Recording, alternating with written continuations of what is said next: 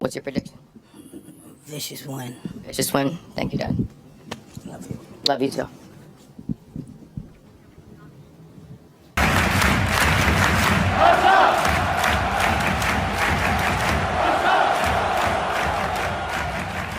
I have been through a lot of happy moments in my life, guys. Like, for example, I have graduated, I have gotten the girl of my dreams, I have lifted 465 pounds once in the gym, I have even seen FC Barcelona win the Champions League 3 times in my life. But nothing, but I mean nothing, makes me happier than to see Real Madrid get dismantled by any team out there in the world of football. Any team. It does not even have to be Atletico Madrid. But fortunately for us Barcelona fans, we have had a successful hate watch, and we saw Real Madrid get dismantled, clapped, destroyed, harassed by Atletico Madrid 5-2. Not 3-2, not 4-2, but 5-2. Can you guys believe that? The one team like Atletico Madrid that is not very much well known for scoring a lot of goals scored 5 goals against Real Madrid. This defense of Real Madrid is so trash, it's not even funny. It gives me so much more confidence on how we're going to be moving for the Clásico in October. Like, I'm sorry to say, but this backline of Militao, Huijsen, Carreras, and Carvajal just does not work out for this team. It just doesn't. Real Madrid do suffer without Trent. I mean, like, they did still suffer even with Trent, but they really do suffer without Trent. And with Huijsen, the fact that he's 6 foot and 5 inches, right? 6 foot and 5 inches, one of the tallest center backs in the world, still could not defend against a striker like Sorlath. No, but Kevin, Sorlath is taller than Dean Huijsen. No, bro, like,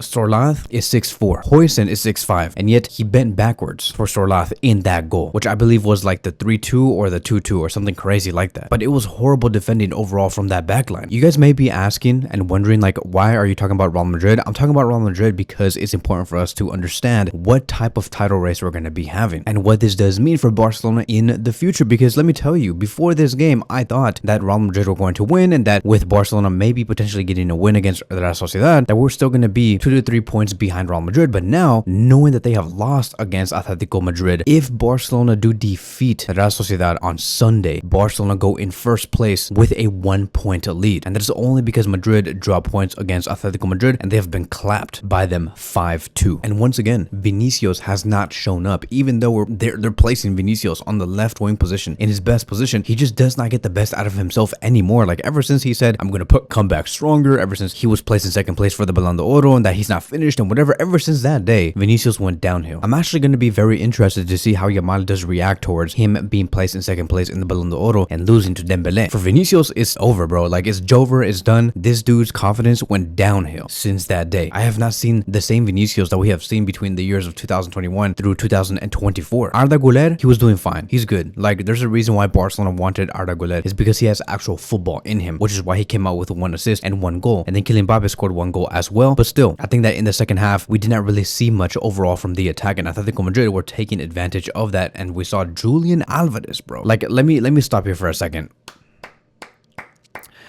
Bravo to Julian Alvarez, bro. Like, Julian Alvarez is that guy. He is that striker. No wonder Joan Laporta wants Julian Alvarez. Like, who even is Erling Haaland today? I mean, like, bro, I mean, we saw him score a couple of goals with Man City today, but still, Julian Alvarez is a different monster. 2 goals against Real Madrid. 2. And they were amazing goals. One was a penalty, and one was a free kick into the top left corner. I did not even believe that, dude. And he created the most chances with a total of freaking 3. And he hit the woodwork 1 time in 4 total shots. This guy is freaking amazing. Like, bring me a front line of Raphinha, Julian Alvarez, and Lamine Yamal next season. Bring me that. Please, Joan Laporta, Deco, Hansi Flick, let's make this happen, bro. I need this striker in my team. I don't care if he was there at Atletico Madrid for 2 seasons. I don't care. Bring him now. As a matter of fact, I can guarantee you, and I can see this coming from a mile away, I can see Lewandowski going to Atletico Madrid and Julian Alvarez joining FC Barcelona, because Barcelona and Atletico Madrid do have the tendency of always doing that to one another. So now that I do have that out the way, now I do want to speak about the match preview. I'm sorry that this intro was so long, but I just really wanted to talk about this game because I was just so happy when I came out of that hate watch. So Barcelona do currently sit in 2nd place in La Liga with 16 points. Remember, if we win tomorrow, we go into 1st place with a 1-point lead over Real Madrid. So Barcelona have 6 wins from 7 games in all competitions this season, including the Champions League win versus Newcastle. And when you look at Real Sociedad, they have been struggling so far this season. 5 points in 6 games, and they are in 16th place for a